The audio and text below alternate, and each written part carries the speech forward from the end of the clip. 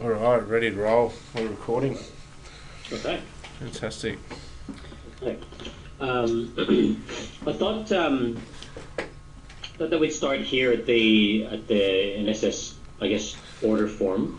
Basically, Roger, when we market the salary survey, majority of the marketing things that we do is around sending out EDMs, having links on our website. I guess would be that they're either a contributor or non-contributor. The difference between member and non-member would just be the prices, really. So let's start with a non-member.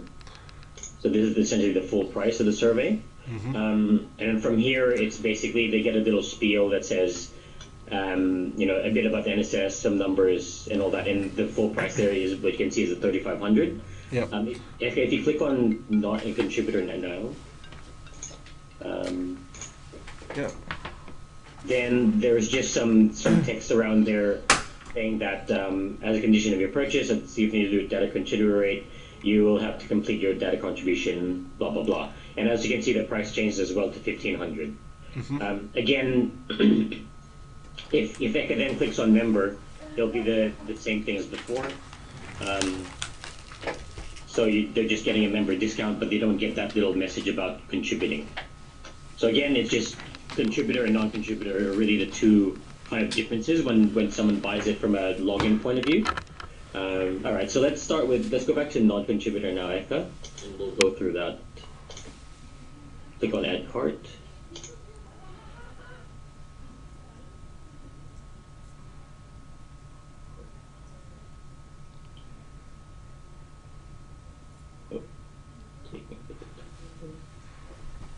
Oh, there we go.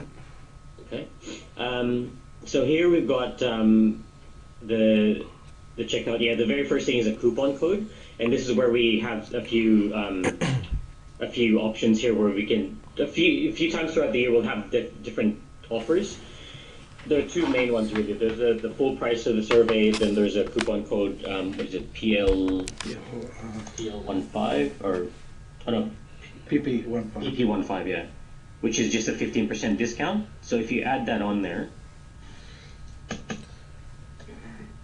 and then click on apply coupon,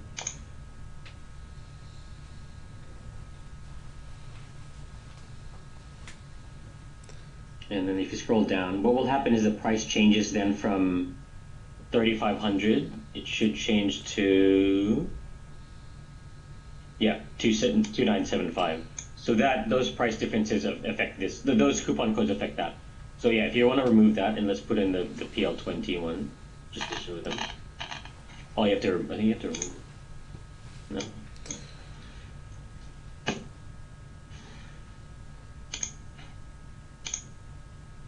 Scroll down again.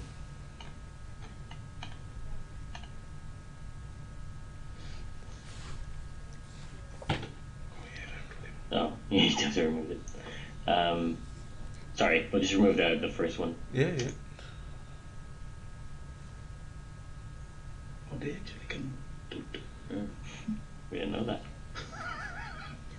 So that it's just throughout the year we have different price ranges. Now those pricing codes, what will happen is that the 15% discount, the P15, we usually do that in the first, I'd say, 4 months of the year, so from about January till April, and then from May through till September, it'll just be a full price, and then from October to the end of the year till the following January, that PL20 is what we'll market.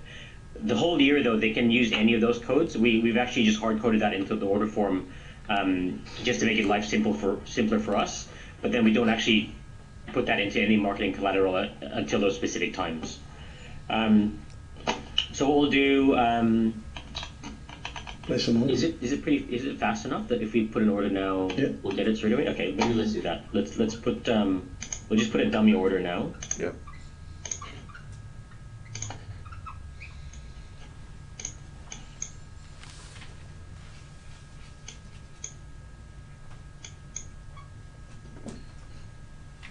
That's the same.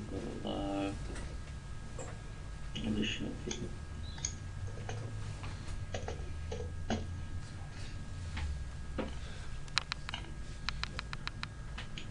So good.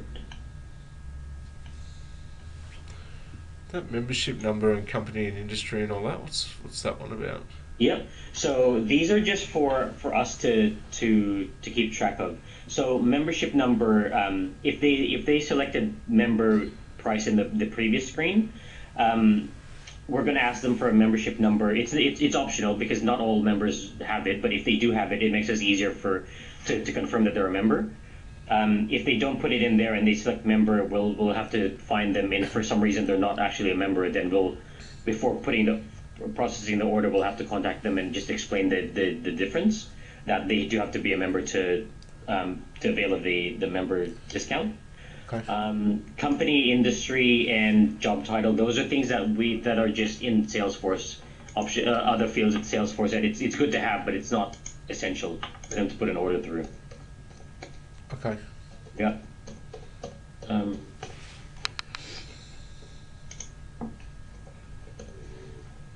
Right. And then we have two options here: invoice by company or credit card. We're just going to choose invoice because obviously we don't want to use a credit card on our own for this test. Yep. Now these two tick boxes, except the terms and conditions, they have to tick that in order to place the order.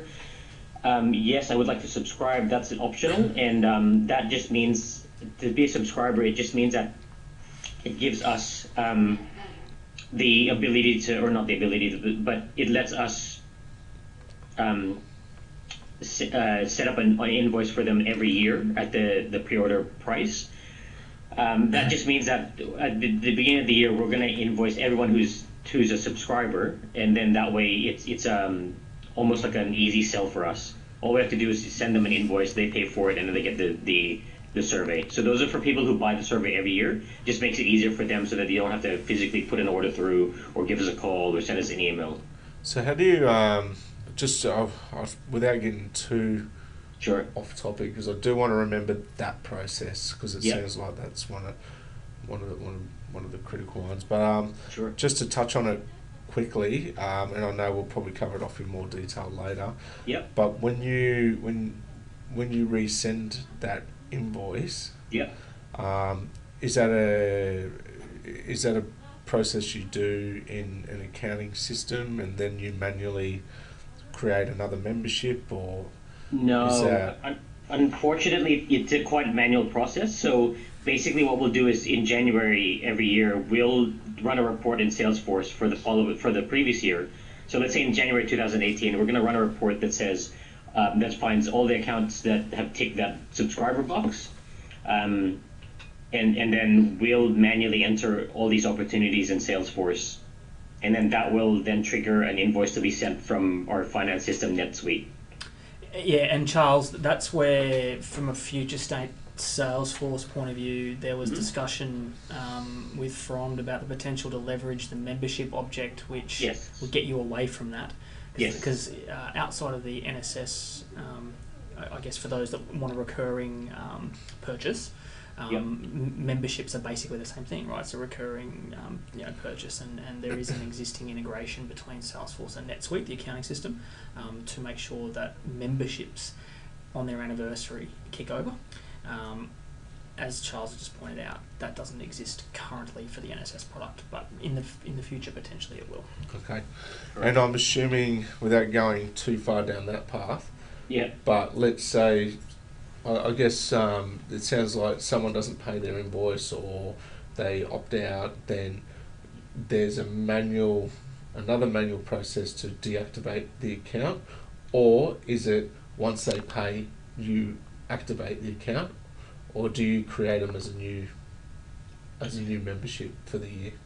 Yep, that's correct. So the process is that we send a bunch of invoices, and then as they start paying them, that's when we send out the product. So again, going back to my example, if in January 2018 we create all these invoices, people start paying it through February, March, April, blah, blah, blah. And by the time we release the 2018 survey at the end of April, we'll send everyone who's paid up until then, we'll send those, the hard copy report and the instructions to log in. Anyone else who hasn't paid yet, we won't send them anything until they've paid for that. Yep. So what's important to me there is the instructions to log in. Now, Yes. do you reuse the account from the year before, or do you create a new account and give them new login details? We use the same one as the year before. Okay, so just for me to ask a question there. If the NSS customer didn't purchase it for, say, the second year, but went to the portal and logged in using the previous credentials, there's no actual manual intervention by yourselves to effectively deactivate their credentials? No, they can log in through the portal, but after logging through the portal, they have to enter a security code, which we change every year. Okay, all right, there you go. So that's the control. That's the control. All right, I'm makes very, sense. very glad we asked that, because there's we're looking at streamlining that process, but that looks like it's a safeguard. Correct. For previous memberships accessing. That makes a lot more sense now why that actually exists. Gotcha. And I guess what I assume, Roger, is that from a user experience point of view, we don't really. I'm not sure whether or not in 2017 we expect people to log in for a second time or effectively provide a second credential. But today it's providing an important control mechanism around the fact that they must have paid up in order to get access to that second security password credential, which means we need to factor in the life cycle view of, if you haven't purchased for beyond a certain period, effectively the password expiry has to kick in, right? Which would give you the same outcome where you wouldn't be able to access after your product has the purchase of the product has run out. Yeah, but what that does, but it sounds like they don't have a reactivation step. No. Currently, you know what I mean? So that's just something we need to figure out, because it sounds like, and that could be a very laborious task. Yeah. So we need to. That's all right. I mean, I don't want to go too much into solution mode. Let's carry on the journey. But I'm glad we went off track a little bit, because that was. That was a really good find. But sorry, I'll wind it back, because I did promise I wasn't going to do that, but I did it. But if we go back now, and we'll pick it up. Thank you. Was that something that was bugging both of you for a while now? Certainly myself. I didn't quite get it, but now I do, and I'm glad I asked, because carry on. Sure. Okay. Great. So that's a subscriber box. So once they tick either both of them or just the accept terms and conditions box, then they click on place an order. That then triggers an email. I believe so the user gets one as well. Yeah. Okay. So the user will get a pretty simple email that's just a confirmation email that says a few things. But then we get an email in our shared inbox as well, which we'll show both of them, can't we? Yeah. We'll show both of you once they come in. They get this little screen that just obviously summarizes the different things that they've done.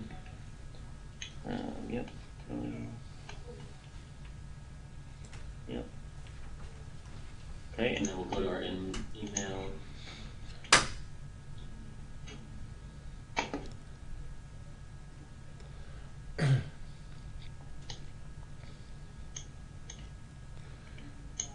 This is our email. There, coming in. Just one. Alright, we'll just wait for that to come in. Here you go. So this is, and it's at the moment it's still branded as AIM, but we'll need to rebrand that as IML when the time comes. So this is, which one is this one? This is the order for us. So this is the email that comes to IML staff. Again, it just summarizes everything. And I think is the email on another screen? I think you might have two screens, maybe going.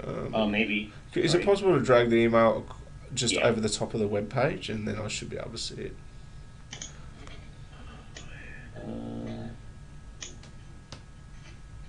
Actually, yeah, because for some reason I'm seeing that. Okay. Just one. Sorry. That's okay. Yeah. all we've got on the screen at the moment is literally just the managers and leaders web page. Right. Okay. Yep. Yep. I see that as well.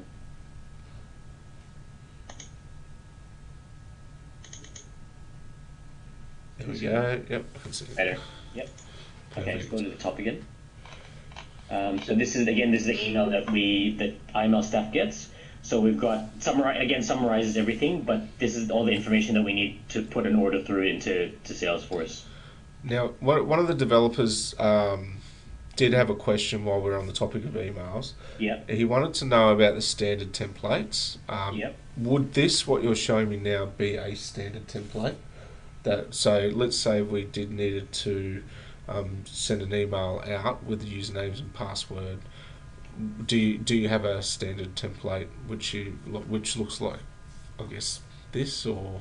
It will be different template. Okay, that's okay. Just but it sounds like there is a known template to use, but we'll move on to that when we do get to that email. I just wanted to just touch on that while we're here. Yep. So it has the prices, the company details, or customer details, and then also order details, whether the member and non-member, contributor, non-contributor, and subscriber or not. Yep. Okay. So that's that one, and let's just quickly go through what the client gets. Just one.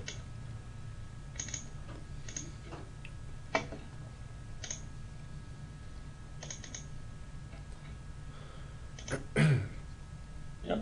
So thank you for your order. Summarizes it again. Actually, this is pretty much the same thing.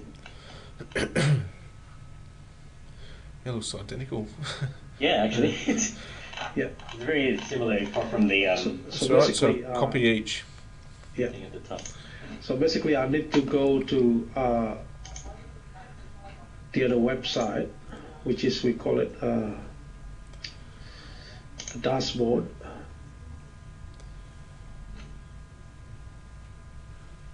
Basically, to process that order. So when you say dashboard, is that a? Is an online. It's on your WordPress. Yep. To our website, it will come to this. Okay, WooCommerce. Gotcha. Orders. Yep. I know WooCommerce, and then you process it in there. Now, is this so? This is where you've got your payment gateway integrated with WooCommerce. Yep. That's right. So when I tick this one, and mark it as complete, it will trigger another email sent to the customer.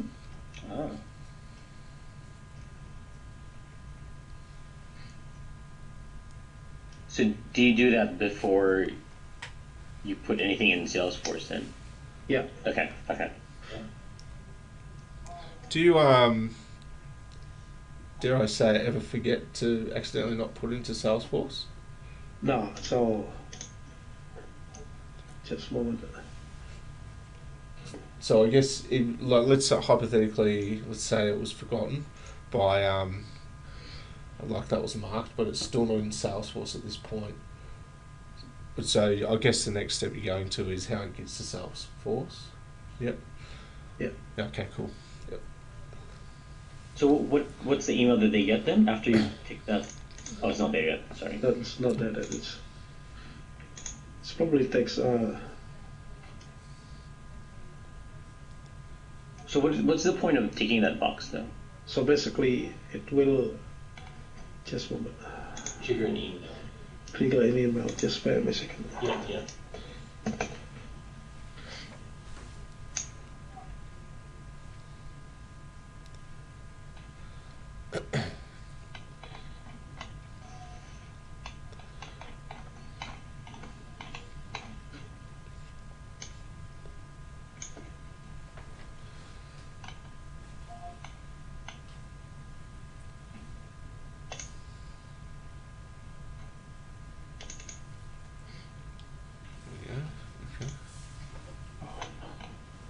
Can I forward it? Just right click on the see the message above the email. Let's just click here to download your pictures. Yeah.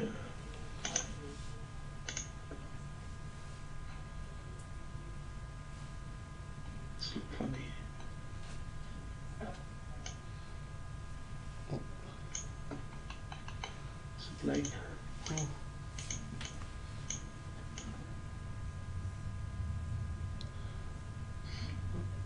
So it's blank, yeah. Shoot. Okay. Just a moment, I'll takes time. I don't know how long it takes. That's okay. If we want to move forward and then in the background wait for that, I'm fine with that. I'll kind of get you get a WooCommerce order processed email by the sounds of things. Yeah. So now based on that order, so I will process that order into SalesForce now. Okay. Excellent. All right. So this is a bit I'm quite interested in. Yeah. All right. Yeah. So do you want to put an order through? So based on this order, I will create because this is new account, like a new, we usually search it through the email address, and if they have an account already in our Salesforce, then we don't have to create a new account. In this case, we create a new account. Okay, when you do a search, what do you search on? Depends. We search on the email address. Yep. Or their name or their company name. So basically. So it's like an eyeball search, really. Yeah, that's right. Yeah. Okay, that's handy to know. So just like that, so it will, because we're using the same email. Yep. Now, so if we create a new person, yeah. Sounds like you can have duplicates as well. Like that seems to be something that can happen. And just wanted to touch on that. Yeah. But carry on. I don't want to disrupt. So now we create a new account.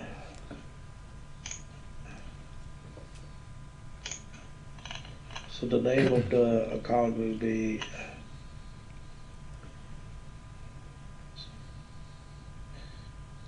so the company name is NSS Project.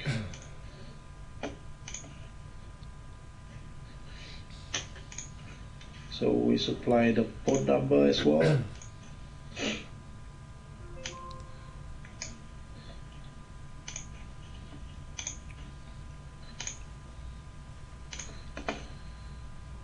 Yeah, so basically any information that we get from them, obviously we'll plug into here as much as we can.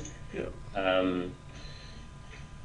And sometimes that member number would come in handy, because if they do know it and they supply that, then we can use that as another search criteria.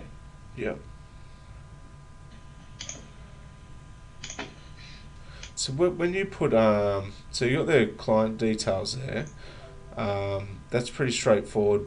When you set up if they're contributor, non-contributor, like the actual type, is that the account type that you've selected there, or is that how do you? Okay, there's something else that's coming up. Yeah. Okay. Yeah. We'll get to that. Cool.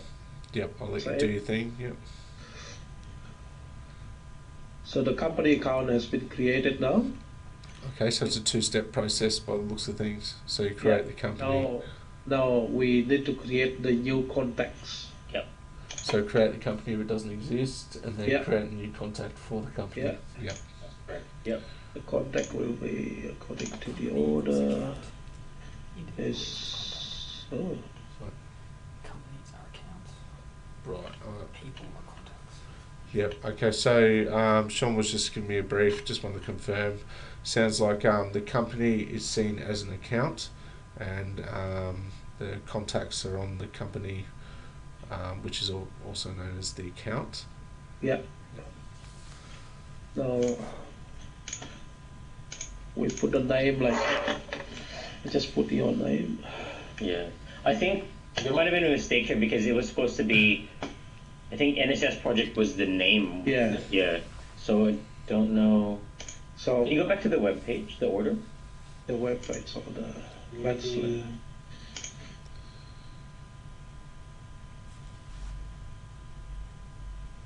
But yeah, you're right. Basically, the company is the account, and then the person who ordered that, the actual individual, would be the contact. Yeah. Gotcha. The first name. Oh yeah. Where's the company name? The company name. Oh, We forgot to put the company name. We did put it. did we? Can you go to the checkout page, the NSS checkout page? The company this one. Ah, okay. Sorry. Okay. All right, that was a bit of a mistake. So as you can see here, NSS project was supposed to be the person's name, and then Institute of Managers and Leaders is the account. Gotcha. But for, let's say, argument's sake, since it's already kind of done, we've already created that in SalesForce. I think we will put your name, so Yeah. later on you can use it to log into the portal. Yeah, let's do that. So Roger, will put your name in there as Sure. the contact. Yep. And his last name is Harwood, HARWOOD. Yep. And then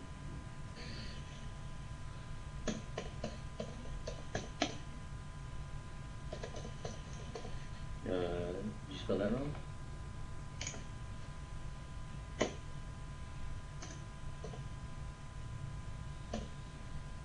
Now in this case, I think the only thing we need is first name, last name, and email address. Okay. Yeah. Yep. Well, again, we'll put as much information as we can. For the purpose of the details in our SalesForce. Yeah. Yep. Use at the moment I can use our email. So. Oh no, use that way he'll. So, do you have an access to your email, Roger? Yeah. I do. Yep. Yeah. Can you give me your email Yeah. address? ROGER. Yeah. At Harwood, HARWOOD.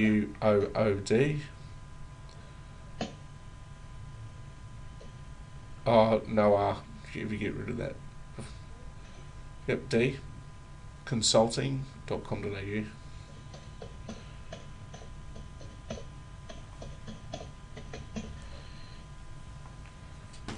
Perfect.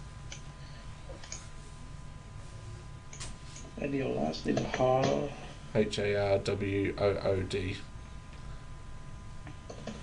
Oh. Perfect. Okay, save that. Is that everything? Everything. So at this stage, we still haven't chosen the type, have we? Like, No, yeah. not yet. Yeah. Great. So we save it.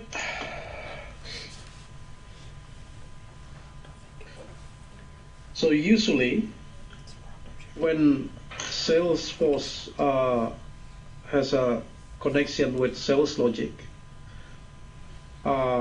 whatever we create in SalesForce, they will create a new one in SalesLogic. Yep. But not at the moment.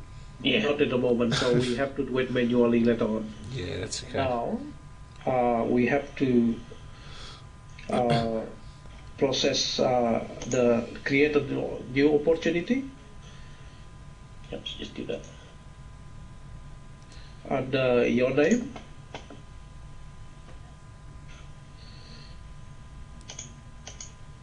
So that's a non-contributor, isn't it?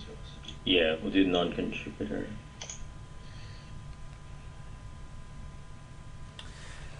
So the account name is a NSS project. The bill to contact will be your name, which is your account contact.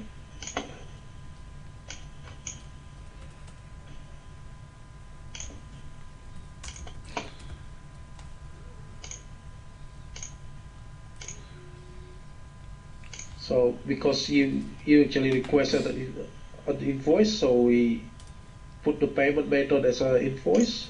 Mm-hmm.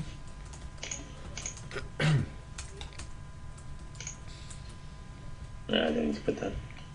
And we save this one. Oh, actually, yeah, put that as I don't know what. No, we just one moment. because that's membership charge. Oh, sorry. 22. Why this?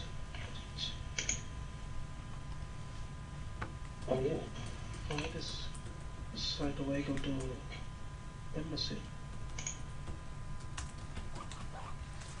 Sorry, guys. For some reason, the opportunity record type is showing as membership when it should be.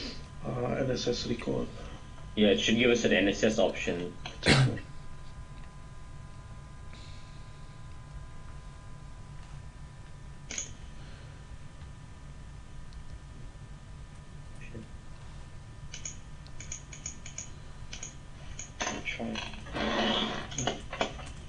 I can clone.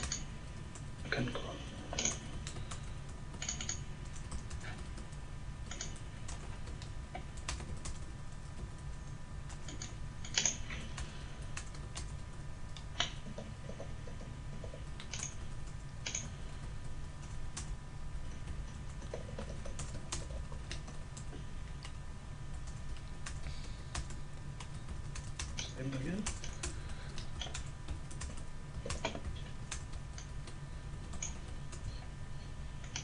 Roger.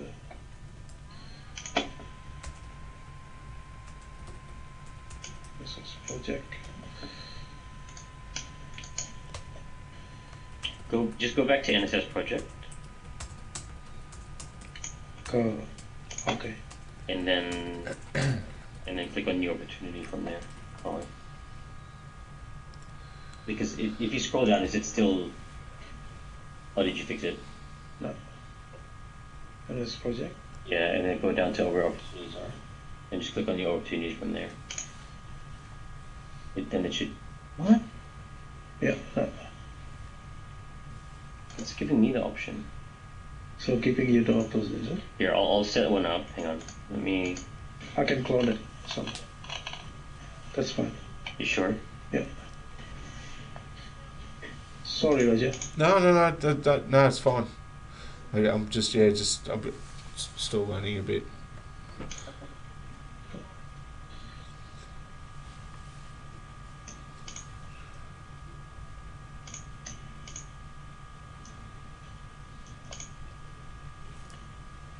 Put test at the end of that one. That way we can delete that later on. Yep.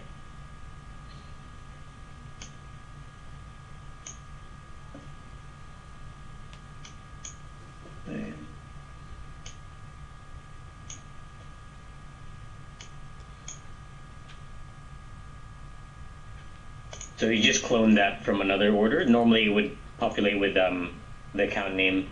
Yeah. Gotcha. So it sounds like there's the issue we're having is the category for the opportunity. Yeah. There's a missing step in there somewhere. Yeah. Invalid data you cannot put in front of us. So. Just. Here, I'll hang on. There you go. Got it.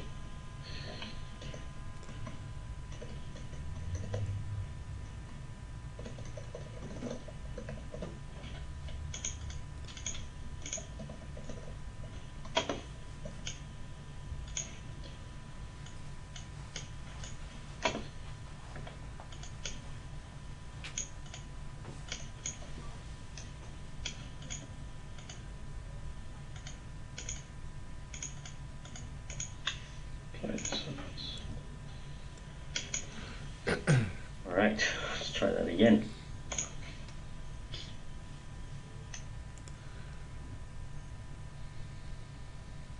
Oh my god. What is it? You cannot. Price book match custom field price book. Oh. Hang on. Oops.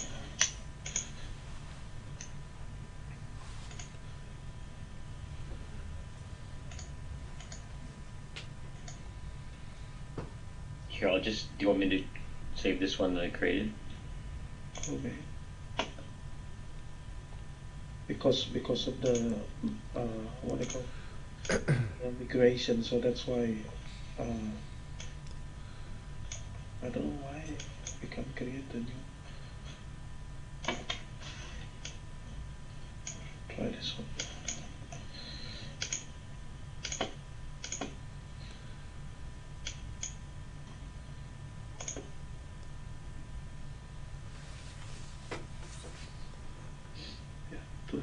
Yay, okay.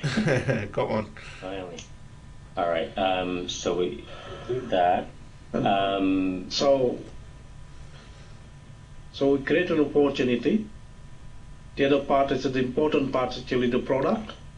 So we're adding the product as well, and this product we actually can modify the pricing in here as well in the product.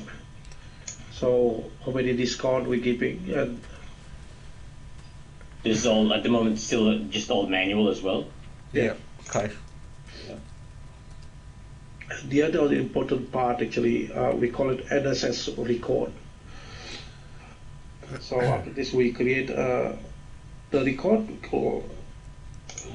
The NSS record is a special, I guess, a NSS only object within Salesforce, because obviously Salesforce didn't record a lot of things that we needed, particularly for the salary survey. The developers, when we first brought it in Salesforce, created this for us. So this will just repeat stuff like account, the contact name, but this is also where we select whether they're a contributor or not. Right. So this is where you set the category of the contact. Sort of. This is only for our records. We put it here, but then it doesn't cross over to SalesLogic yet.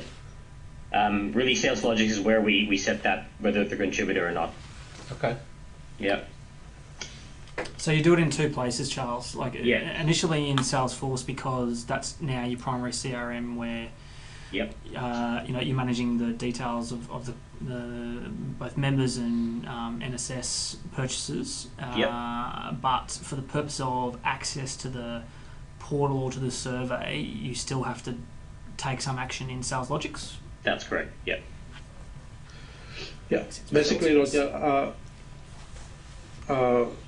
Roger, and then in the column product, now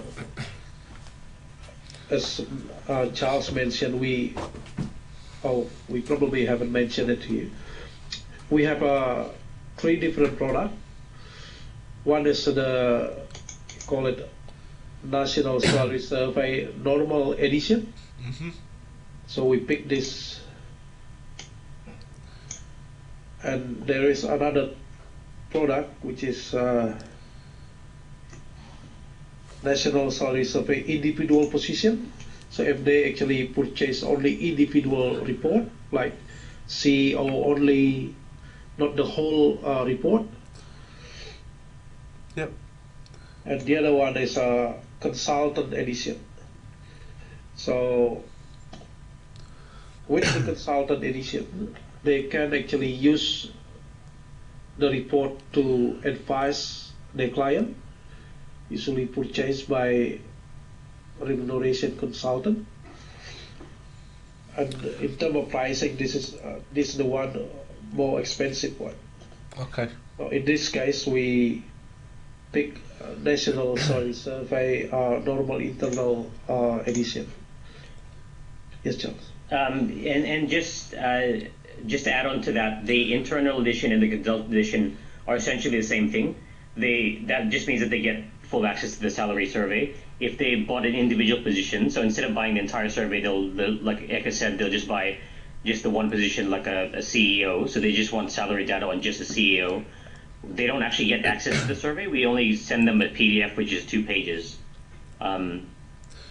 Okay. So do they? But can that edition still log in to the? No, No, not at the moment. Not at the moment, but Okay. we want to change that in the future. Okay. So, and the payment status will be outstanding because there's an invoice. And this is where we select the subscriber, whether it's a subscriber or not. That's just a simple tick box. And then contributor. Whether they're contributor or not. So there are a few options here. So probably the most important ones are yes contributed, which is the second option, and then decline to contribute, which is the third option, which is basically yes contributor or no non-contributor. Okay. Yep. So again, these are just for our records. The other two, yes to contribute, that just means that yes, they're going to contribute, but they haven't done that yet, which we change manually to yes contributed once they finish the survey, and then did not contribute. We use that for people who originally said yes, they want to contribute, but then later on down the line they haven't for one reason or another, and then we choose that. So we change it to did not contribute, meaning that we would have charged them a higher price as well. Yep. And how do you police that? Meaning, if they said that they've got the discount, they didn't take action to contribute. How do you know that they didn't contribute, and then what do you do? Yep. So that's a report that we run, and kind of a process that we do after the fact. Okay. So they'll when they place the order and they say they want to contribute, they'll get the discount. We give them about 6 weeks to contribute to the survey. Okay. If they don't, we start following up. We'll do that process to find out who has contributed, who hasn't.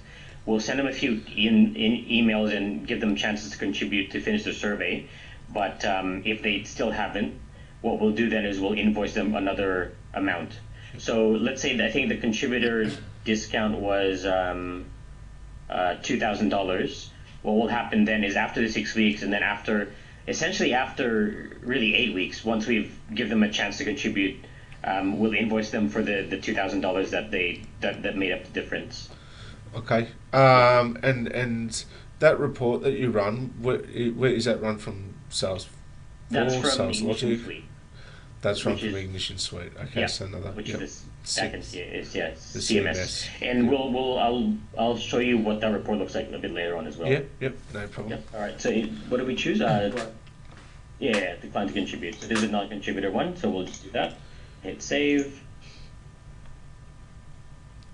All right. So that's pretty much it for the NSS setting up the NSS order, isn't it, Eka? Yeah. So basically, I usually attach because remember that we place the customer actually place an order as a subscriber. To have a proof that they place an order as a subscriber, and I usually attach that order to the NSS record for our reference.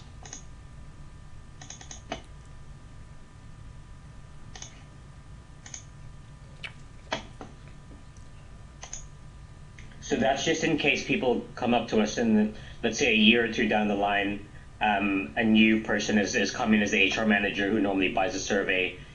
Obviously they're new, so they may or may not know what the salary survey is. They just get an invoice from us in February, and they come back to us saying, hey, I didn't order this, blah, blah, blah. Well, then we can show them the order that John Smith had placed 2 or 3 years ago, saying that, yes, we do want to subscribe, and yes, we're okay with IML invoicing us every year. Gotcha. So that's the reason why we do this. Excellent. Now, what I have seen, just before we flip, it sounds like the next logical step is we're going to flip over to SalesLogic. Yeah. I just wanted to talk about, there's a SalesForce ID that appears to link with the SalesLogic contact record. Mm-hmm. Is that on this screen? Is that NSS 55610? Like, is there any? Do you work with any of these numbers to say, oh, we need to link this SalesForce ID to the SalesLogic record? Is there anything like? No. So basically, the SalesForce ID you need to go to the contacts. Okay. So the SalesLogic ID will showing in this one in here, which is called as contact ID. So when you guys create a record in SalesLogic, you then come back here and then put that ID in here. And usually it will fill when the SalesLogic actually talk with SalesForce. this will fill up automatically. Right. The SX must. Oh, sorry. The it's not the SX contact ID, but the SX master ID. Right. So while it's not doing this, let's say we create this new user Yeah. in SalesLogic, then we turn this sync on. Yeah. Will that create a duplicate? I don't know. I would imagine it's going to, because Yeah. it's something to be mindful of. That's right. So yeah. So if, at the moment, because it's not synced, so we have to create it manually. But if we sync it later on, I think they will create a duplicate. So Yeah. in SalesLogic. And what does that mean to you? I guess it doesn't mean anything really, like if it does create that duplicate, because it sounds like you guys send, without going too far ahead, I know we've got to get into that process in a minute, with SalesLogic you create a user, and then when you do create that user, you just get the login details, send that through, and Yep. then if duplicate account or not, that account can still access the survey site. And, That's correct. And part of your communications is that safeguard link, that safeguard password, I should say, for the survey site. That's correct. Yes. Gotcha. Yep. Yep. All right. Yep. Sorry. Getting ahead again. I've got a right. habit of doing this, but That's okay. I just wanted to talk through that and understand that, because it is something we noticed is there's lots of duplicates in the database, but it doesn't seem to have an impact. Otherwise, I guess you guys would have felt a bit of pain from that. But I can understand now with the process that's in place, that pain hasn't been experienced, because it is kind of, though it's synced, it's disconnected as well, the process. Yeah, gotcha. Yeah, I guess that's the one benefit of doing a lot of things manually, is that you're right. There's no, it could cause an issue with duplicates, but because we do things manually, there is a person that's logically there thinking, okay, well, we're not going to send that login details because that's a duplicate of something else. Correct. Yeah, which is a, benefit, if you will. It can be, yes. Yeah. Okay. So we created that in SalesForce. Now we go to SalesLogic. Yeah. I mean, normally what Echo would do then is actually click on a sales order button. That will then finalize the opportunity and send that through to NetSuite. And then that, I think someone else in NetSuite has to create an invoice for that to get sent out to the customer. But we're going to skip that step since it's only a test. Yep. Yep, so now we're going to go into SalesLogic. Yep.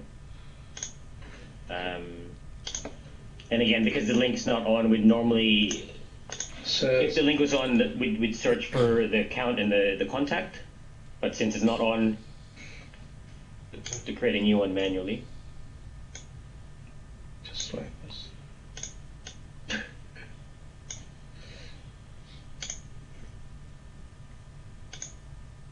Yeah, nothing. Okay.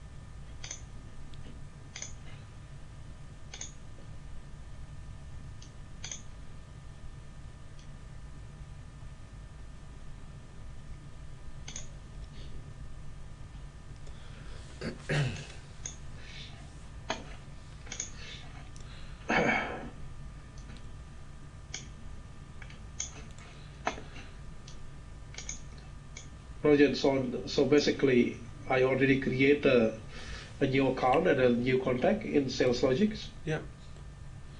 It's always appear like that. Okay. Okay. Now we created your name already in SalesLogic. Yep. Now this is the important part. So just assume we will let you to become as contributor as well. Mm-hmm. So I just tick this one, and in here, this is your username. Uh-huh. So we actually can modify that. So if the customer wish to change the username, like use their company name, we use this one. Okay. And if they wish to change the password as well, and we just click this one and change the password. Okay. But normally, SalesLogic already creates one at this step, and it's first name dot last name as username, and then the password is some random generated number, and actually it does say RN and then some long number. It does. I have seen that. Yep. Yeah. Okay. So now we go to the account. Yep. And here, to be able them to, like your name, to able to go to the portal and access the report, and we need to place your name here. Uh-huh. Oh, sorry. HAR.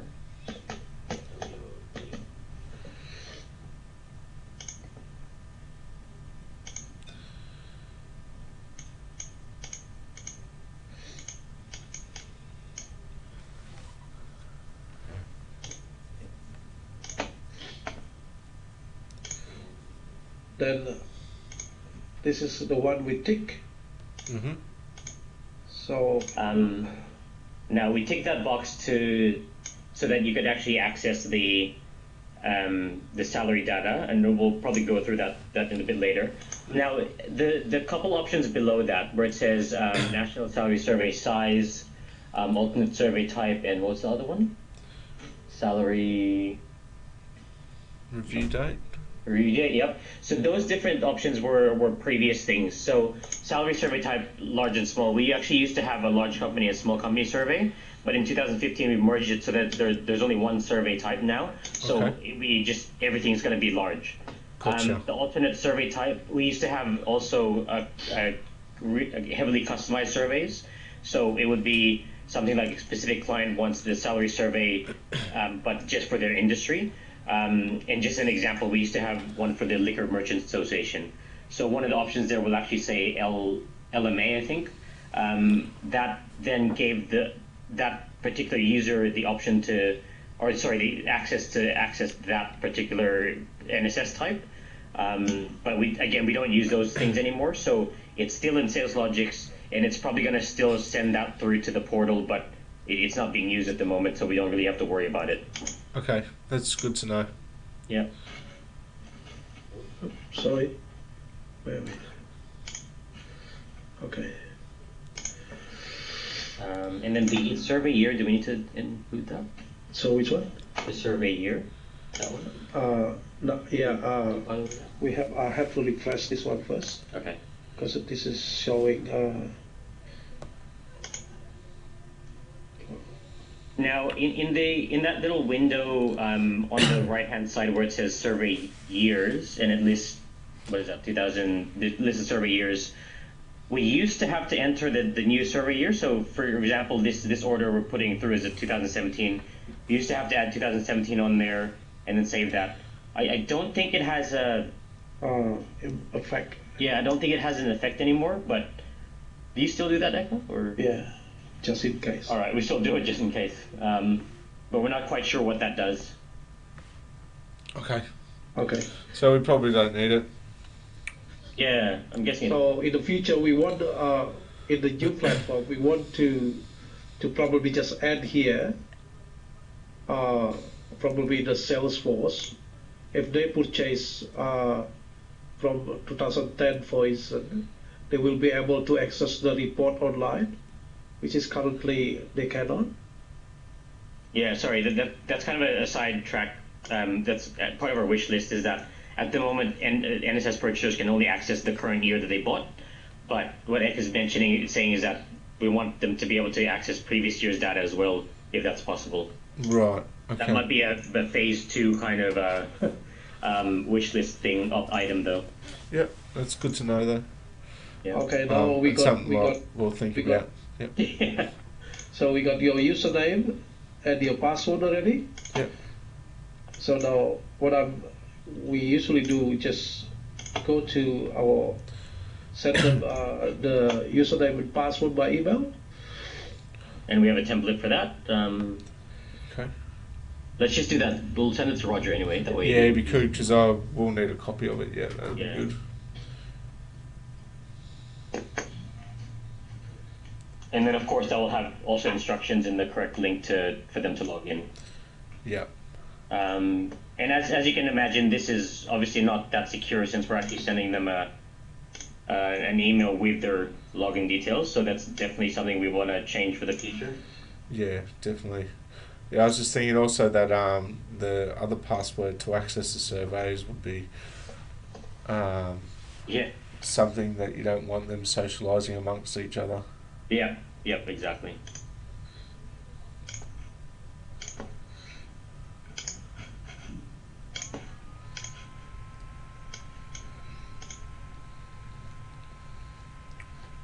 Great, so that's sent through.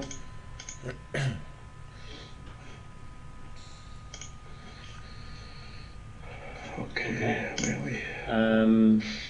That's from SalesLogic. That done. Done. And now let's go to the portal.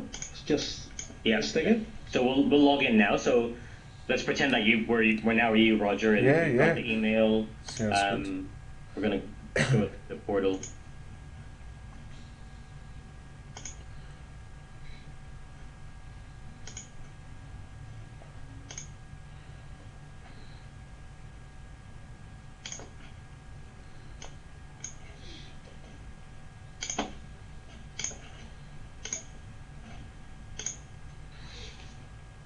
Login. This page is probably a bit redundant. The three options that we've got here is contribute, purchase large and small surveys, and then view survey database. Contribute basically is essentially the same link as view survey database, I believe. Okay. So in previously we used to the contribute would take them straight to the questionnaire, whereas view survey database would take them right to where they can access the actual data. And then purchase large and small is just for that goes straight to the order form. And I don't know why. I think that's for people who had not yet purchased the new year. So if they're trying to log in and access let's say in January we haven't created and released the new version of the survey yet. They're still accessing last year's data. So they log in here, they see that purchase and they think, oh well, it's time to buy the new one, blah blah blah. So that's really what that's for. Right. But in the future, we probably don't need any of those. We just want to keep it really simple. Okay. Yeah. So you want them to log in and then kind of go straight to the survey site. Exactly. Yeah. Exactly. So now, if you want to click on View Survey Database, Eka, then we click on Tally Survey. Oh, sorry. Before we go on, this is also where. Remember how I mentioned that alternate survey type? Yes. This is if you see where it says miscellaneous surveys. That's where they had access to the AMPAG survey, the LMA survey, those custom surveys.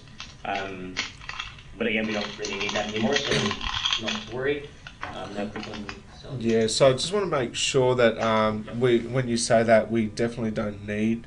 So if you imagine that the new system, they log in, it goes straight to the survey site. Yes. Would that meet your requirements? It would, yep.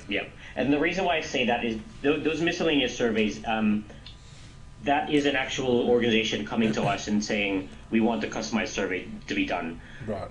The reason why we had that before and we had the same platform is there was a lot of time and money involved in that. We asked the previous developers if we can have the exact same thing as the full survey, but in a smaller format and have it given access to these people. So that was fine at that stage because those organizations actually paid for that extra the extra time and to develop that and all that stuff. Whereas now, the last time they bought that was about 3 years ago, and we haven't had a request for them in a long time. So going forward, if they do have that request, I think we'll have to, we have to come to that when it happens, because I don't think it's worthwhile going through all the hoops and creating something like that and just wait for a client to have that need, if you know what I mean. Yeah, no, it makes sense. It sounds like it's a real edge case, something that hasn't happened in 3 years, and if by some reason it does happen, you'll deal with it some other way. Exactly. Yes. Gotcha. Yeah. So let's click on National Salary Survey, and then so when we click on that National Salary Survey and it takes us to here, Sean, you might be able to shed some light on that, but I believe that's when the safeguard kicks in. Yep. That's when the safeguard kicks in, but that's also, I think, when it starts to authenticate. So this is when the portal speaks to SalesLogic, finds out whether they're a contributor or whether they have full access, and all that stuff. Yeah, I have noticed that in the code behindhand. But yes, that's correct. Yeah. Now, just to be sure, that safeguard, what generates that, and how does that get created? That's actually your job. Oh, is it? Okay, nice. Yeah, that's your job. So the previous developers, we would ask them at a specific time. So usually around, basically, just as another tangent, we open up this survey, the actual survey questionnaire, in around January or February. We send an email to everyone who's purchased a survey and contributed to the survey before, saying that, hey, the 2018 survey is now available. Can you please enter your data, blah, blah, blah. So from about February all the way up until mid-March, we start getting some data entry. Early March, mid-March, we close off the survey. We start downloading the data, start crunching the numbers, preparing the new survey, the 2018 survey, and we'll upload it to the website. At that stage, we don't want anyone to be accessing the current website, right? Because there's going to be a changeover process, and we don't want people to have that experience. Mm-hmm. So at probably around early April is when we ask the developer to create a new security password. That way, before then, anyone who's wanting to access the 2017 data will be able to go in with the old security password. Yep. But then when we switch over for the new security password, they can't access the data anymore. We'll obviously can, but that's the stage where we ask for a new one, so that we can work on that, and then later on release that to everyone else who's bought it when the time comes. Gotcha. Yeah. Okay, so if you want to enter the security password now.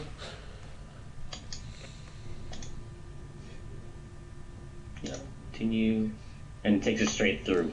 Now, in this page, it's pretty simple. The three main sections are contribute data, access data, and analyze data. If you recall back in that little tick box that Eka showed you in SalesLogic's, right above the username. Yep. Was it that one? I think it was a different screen. Yeah. Wasn't it the contact? It was the one that just had the username and password. Yeah, that one. Yeah, that's one. Yep. So that gives them access to that contributor page, right? Is that the one? Yep. Yep. So we'll save that. So if you untick that now. Yep. Just as a test and save. Let's do that. And then if we go back through the portal let's first look at the portal with contribute, and then if you go, I don't think, yep, that's all right. So yeah, I'm doing it again. I'm getting ahead of myself. If you go contribute here, then so that's fine. That gives them access to that. But if you now go back to SalesLogic and let's see what happens. Yeah, so you might need to go through the login process from portal again after you do that. Maybe. And then save that. Let's give it a go.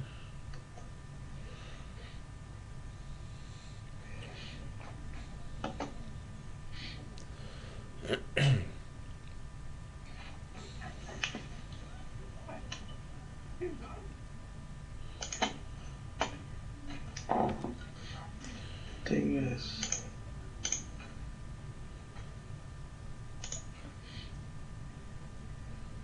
maybe click on home and then. Yeah, I need to log out, I'd say.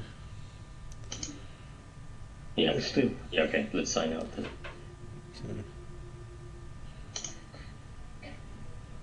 Just type in, yeah.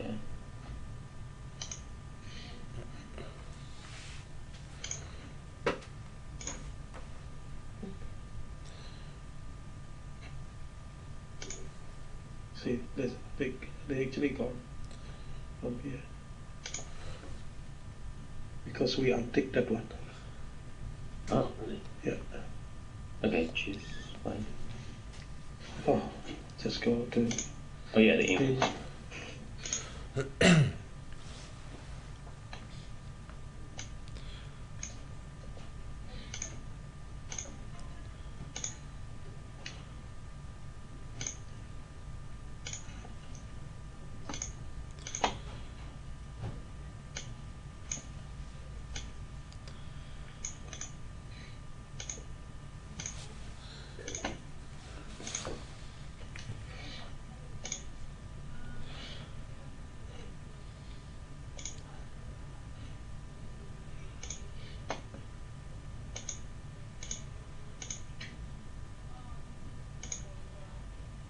Ah, still.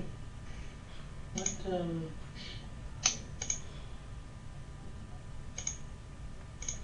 Oh, okay.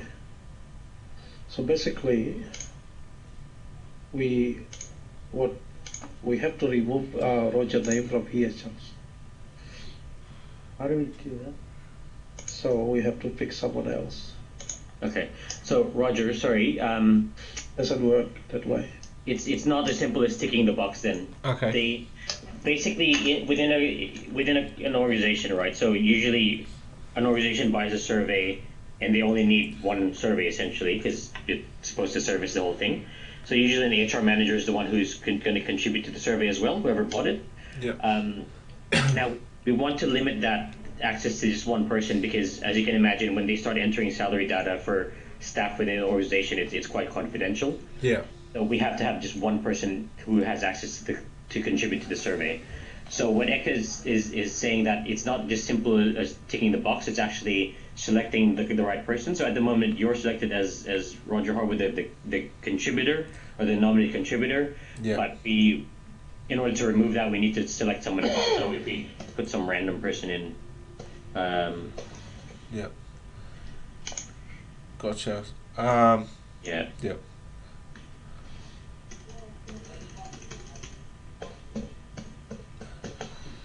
But they have to be the same company, though. Does it? Yeah, otherwise. Okay, they have to be in the same company. So I need to create a new one. did you want us to create a new one and do that, or are you happy with this to move on? No, let's move forward. Yeah. Well, I can figure that out in the back end, but Yeah. yeah. Okay. Okay, so that's the contributor part. So again, we just want the one person to have access to that. Now, access data and analyze data. What are we able to control that from SalesForce? I mean, SalesLogic? No. No, we can't do that. Okay, so everyone gets access. Everyone to that gets that. So it's just a contribute. So there's two flavors of user for this. Yeah. By the sounds of it, there's, like you said right at the start, it's contributor and non-contributor. Yeah, correct. If it's a non-contributor, then will the non-contributor one still get access to the contribute section? That was what I was trying to figure out just then, but it would appear that at this stage, as long as they will be here. Yeah. So they will be able to access. Like, for instance, if we put Roger name here. Yeah. And he will be able to contribute, regardless of the Roger actually put Jay's not contributor. Or contributor. Yeah. Okay, right. Then how do we control whether they get access to the salary data or not? So for instance, Roger will be able to access all those three sections if we put his name in here. Right. But if we don't want Roger to contribute, so we have to leave it blank. This one. Oh, you know what? Sorry, Roger and Sean. I just remembered now. Okay, so another thing I'll explain is that, as I said before, the contribution process is that the survey opens in the beginning of the year. Let's say that let's say we go into 2018, someone buys a survey in February, and they're brand new, they've never bought the survey before, they want to contribute to the survey, so they have access to that. But we don't want them to access the 2017 data that's currently on there. So if you go back to the NSS site, so they essentially should be able to access the contribute data section, but not the other two, because in February 2018, the 2017 data will be available. Does that make sense? Yep. So that sounds, but to prevent users accessing the data, the security password will be it's actually a security password. So another thing that we used to ask the developers is that every year they'll create 2 different types of security passwords. One will enable them to access all 3 of those, which we give once the new survey has been released. And then the second one, they only get access to just the contribute data section. Gotcha. So again, that's probably the developers seem to, so there's no links that really control. Yeah. From what I can see, there is no linking controlling. It would appear that though there is intent, and I've seen it. There are fields that do get passed to NSS. Which would suggest that there was that integration. Which still could be there when we might be missing something, but that's okay. I can figure that out. But it sounds like there's another layer for of safeguards, if you will, or preventing access, which is with this password. And that's applied in April for the following year. So so I'm seeing 2 layers effectively of prevention, if you will, or authorization.